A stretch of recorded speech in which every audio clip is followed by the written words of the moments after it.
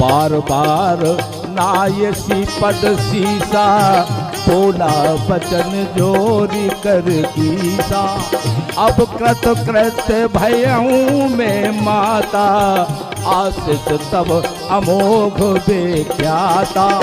सुनहु मात मोहे अतिशय भूखा, लागी देख सुंदर फल रूखा। सुन सुत करहि विपिन रखवारी, परम सुभट रजनी चरभारी। तिनकर भय माता मोहि नाही, जो तुम सुख मानहु मन माही।